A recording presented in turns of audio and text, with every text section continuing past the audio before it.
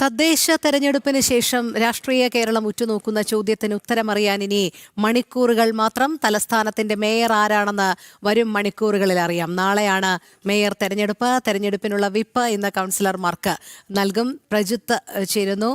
പ്രജിത്ത്, വലിയ വിജയമാണ് തിരുവനന്തപുരം നഗരസഭയിൽ BJP നേടിയത്. ഈ മേയർ ആര് എന്നുള്ള ആ ചോദ്യമാണ് എല്ലാവരിലും ആകാംക്ഷയായി ഉയരുന്നത്. അത് ആരാണ് എന്നുള്ളത് എപ്പോഴത്തേക്കാണ് അറിയാൻ സാധിക്കുക? വിവരങ്ങൾ.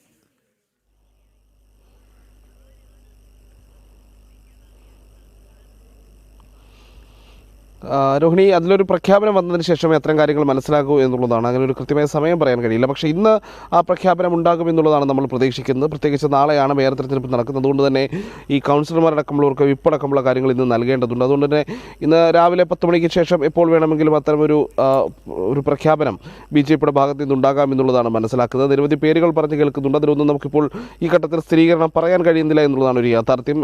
ഒരു പക്ഷേ ഇനി ഒരു സർപ്രൈസ് സ്ഥാനാർത്ഥി എന്നാലും തെറ്റു പറയാൻ കഴിയില്ല. കാരണം അങ്ങനെയാണ് BJPയുടെ തീരുമാനങ്ങൾ പലപ്പോഴും വരിക. ദേശീയ തലത്തിലാണെങ്കിലും സംസ്ഥാന തലത്തിലാണെങ്കിലും പ്രാദേശിക തലത്തിലാണെങ്കിലും ശരി, അത്തരം പ്രഖ്യാപനങ്ങളിൽ എപ്പോഴും ഒരു സസ്പെൻസ് വെച്ച് പുലർത്തുന്ന രീതി BJPക്കുണ്ട്.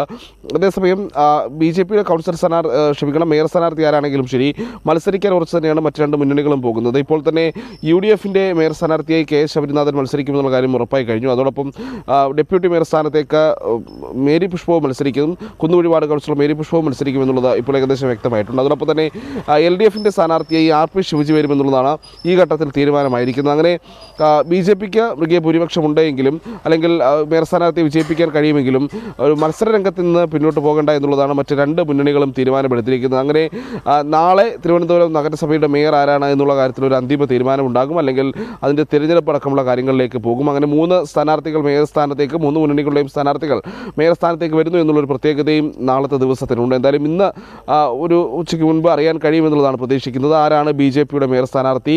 പ്രത്യേകിച്ച് തിരുവനന്തപുരം എന്നുള്ളത് കേരളത്തിൻ്റെ രാഷ്ട്രീയ മാറ്റത്തിൻ്റെ വലിയ പ്രതീകമായി അല്ലെങ്കിൽ വലിയൊരു ദിശാസൂചകമായി തന്നെ BJP വിലയിരുത്തുകയും ആ രീതിയിൽ ഉയർത്തിക്കാട്ടുകയും ചെയ്യുമ്പോൾ അത്രയധികം ശക്തനായിട്ടുള്ളൊരു സ്ഥാനാർത്ഥി തന്നെയായിരിക്കും ഈ പറയുന്ന രീതിയിൽ മേയർ തെരഞ്ഞെടുപ്പിലേക്ക് വരിക എന്നുള്ള കാര്യത്തിൽ തർക്കമില്ല. പ്രത്യേകിച്ച് അനന്തപുരിയുടെ വികസനത്തിന്, അതിവേഗ വികസനത്തിനുള്ള സാധ്യതകൾ ഉടൻ തന്നെ കൊണ്ടുവരികയും അതിനുള്ള പദ്ധതികൾ ഉടൻ തന്നെ അവതരിപ്പിക്കുകയും അതിൻ്റെ പ്രഖ്യാപനം പ്രധാനമന്ത്രി അടക്കം എത്തിച്ച് നടത്തുമെന്നുള്ള കാര്യങ്ങളും ഒക്കെ, അല്ലെങ്കിൽ അങ്ങനെയുള്ള ഉറപ്പും BJPയുടെ സംസ്ഥാന അധ്യക്ഷൻ അടക്കമുള്ളവർ നൽകിയതാണ്. അപ്പോൾ സ്വാഭാവികമായി അതിവേഗ വികസനം സാധ്യമാക്കേണ്ടതുണ്ട്. അനന്തപുരിക്ക് കേരളത്തിന് മുഴുവൻ മാതൃകയാക്കുന്ന വികസന പ്രവർത്തനങ്ങൾ തലസ്ഥാനത്ത് നടപ്പിലാക്കേണ്ട ആവശ്യകതയും BJPക്കുണ്ട്. അപ്പോൾ സ്വാഭാവികമായും അതിലേക്ക് നേതൃത്വം നൽകാൻ കഴിയുന്ന, അതിവേഗ കാര്യങ്ങൾ തീരുമാനമെടുക്കാൻ കഴിയുന്ന ഒരു മേയർ സ്ഥാനാർത്ഥിയായിരിക്കും BJP മുന്നോട്ട് വയ്ക്കുക. അതോടൊപ്പം തന്നെ വികസന പ്രവർത്തനങ്ങളുടെ പ്രഖ്യാപനവും വരും ദിവസങ്ങളിൽ ഉണ്ടാകും. രോഹിണി. ശരി പ്രജിത്ത്, തലസ്ഥാനത്തെ മേയർ ആരാണെന്ന് അറിയാൻ ഇനി മണിക്കൂറുകൾ മാത്രമാണ് അവശേഷിക്കുന്നത്. പ്രജിത്ത് മോഹനാണ് വിവരങ്ങൾ നൽകിയത്.